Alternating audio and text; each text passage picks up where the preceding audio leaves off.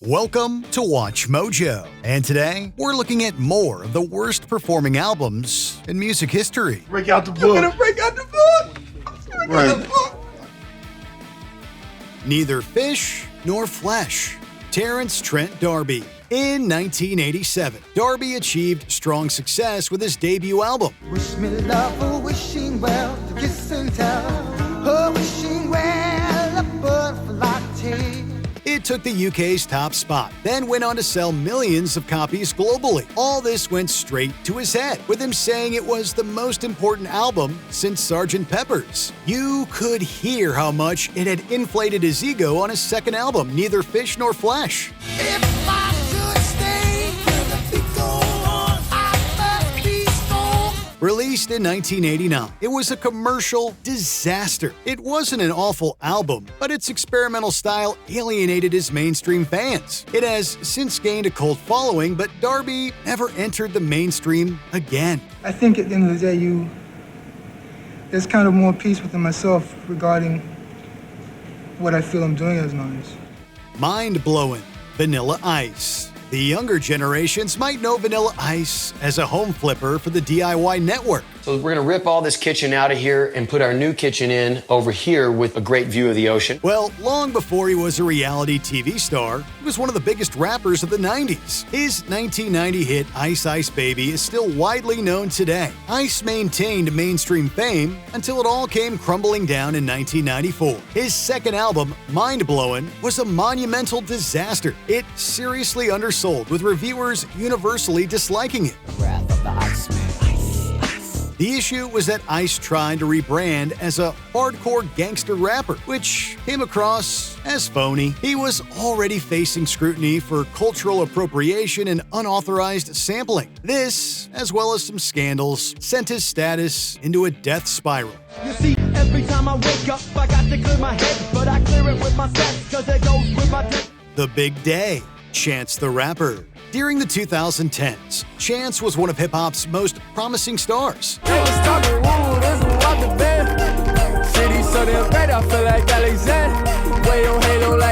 His first three mixtapes received huge acclaim, making millions excited for a studio album. It dropped in 2019, then sold 108,000 units in 1 week, with roughly 80,000 coming from streams. Things only went downhill for Chance from there. Hot damn, hot water, hot shower. Hot Atlanta smoking green cauliflower.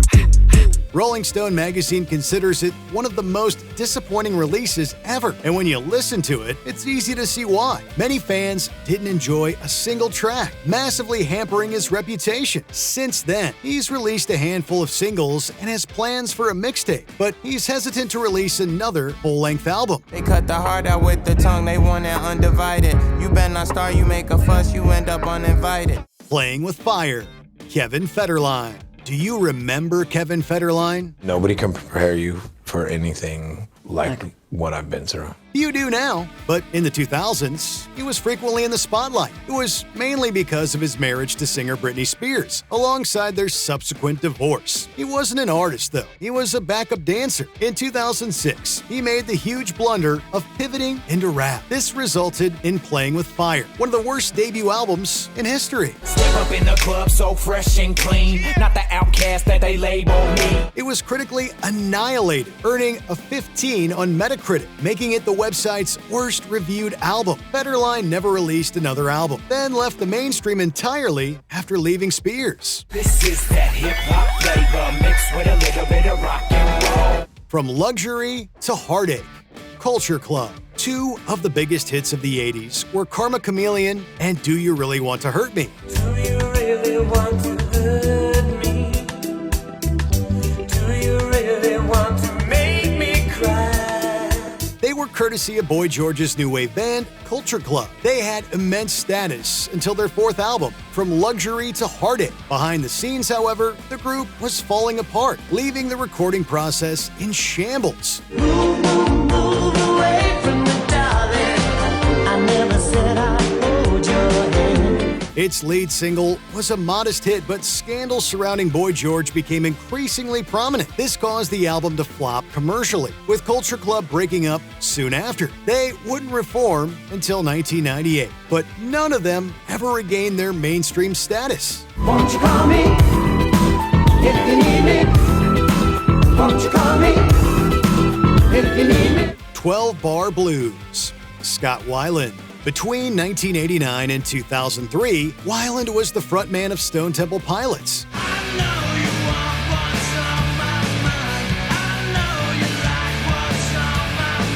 They were huge in the 90s grunge scene, but pivoted into different styles later on. In 1998, Weiland dropped his first solo album, 12-Bar Blues.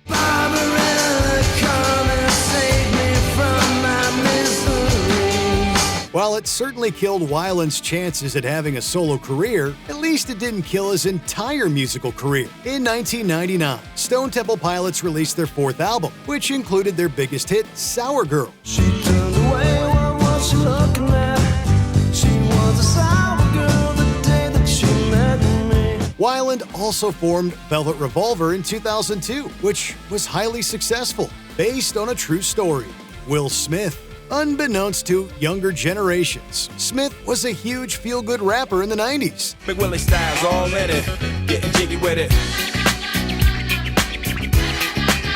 Getting jiggy with it. The disappointing reception for 2005's Lost and Found pushed him to focus on his acting career. 20 years later, based on a true story, failed to signal a return to form in music. Critics weren't impressed, and neither was the public. I've been about the action, master actor. I still rap, feel like Mike when they turn the mic on. Smith was already considered a bit of a pariah for infamously slapping Chris Rock at the Oscars in 2022. Based on a true story, became his first album to not really chart anywhere, except on the UK album downloads chart. Apparently, 36 downloads in the release week are enough to do that. If the slap didn't quite kill Smith's career, this album sure failed to rejuvenate it. Only real is my reality. I rebuild with the broken pieces that are shattered on the floor.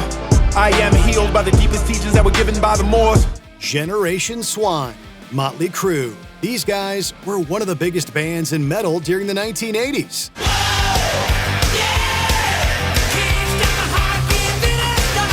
Nine of their albums have made it into the top 10, but in 1992, Motley Crue lead singer Vince Neil left. He wouldn't return until Generation Swine in 1997. It was meant to be their big comeback album, but it was instead a disaster.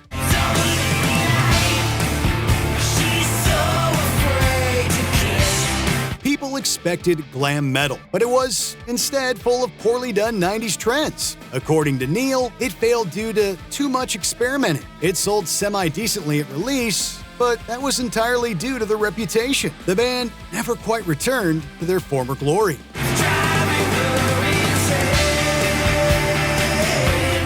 The Funky Headhunter, MC Hammer. One of the biggest singles of 1990 was You Can't Touch This from MC Hammer's third album. Yo, sound the bell. School is in, sucker. You can't touch this. For a few years, he was at the top of the rap industry. By the mid-90s, he had almost entirely fallen from grace. His fourth album wasn't great, but his fifth, The Funky Headhunter, was the nail in the coffin. His main error was leaning into G-Funk trends. Hammer dropped both the MC from his name and the pop-friendly vibes from his music. His credibility took a huge hit. Then he filed for bankruptcy in 1996. By the end of the 90s, he was nowhere near the mainstream. Before we take a look at our last pick, here are a few honorable mentions. Return of Dragon, Cisco. Cisco couldn't reach the heights of Thong Song.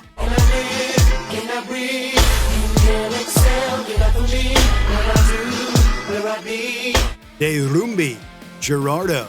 His follow-up Sincerity was only known for Rico Suave. Well, get on the dance floor. Get on my nut. Get on my nut. Get on my nut. This Is Me. Then Jennifer Lopez. This was an unfortunate turning point for Lopez's career. I'm real, I thought I told ya. I'm real, even on no bruh. That's just me. Before we continue, be sure to subscribe to our channel and ring the bell to get notified about our latest videos. You have the option to be notified for occasional videos or all of them. If you're on your phone, make sure you go into your settings and switch on notifications. Saint Anger, Metallica. Next, we have the only album on our list whose failure was captured in real time with a documentary. Why don't you try getting a more solid beat? Regular? Oh, well, you can call it regular. You call it regular. No, I'm trying not to call it regular because I know it bugs you when I call it regular. So a little more solid then. Metallica was arguably the most famous of thrash metal's big four bands. They peaked during the late 80s and early 90s, releasing some of metal's greatest albums ever. By the 2000s, they were shadows of their former selves. I feel my world shake like an earthquake. Hard to see clear. This culminated in Saint Anger, a historically terrible album. Recording was hell, with the members constantly squabbling. Perhaps the most glaring creative flaw was Lars Ulrich's snare drum tone, which made it sound like he was hitting a trash can with a stick. My lifestyle determines my dance style. My lifestyle determines my dance style. Which album do you think was the biggest misstep in history? Let us know in the comments section.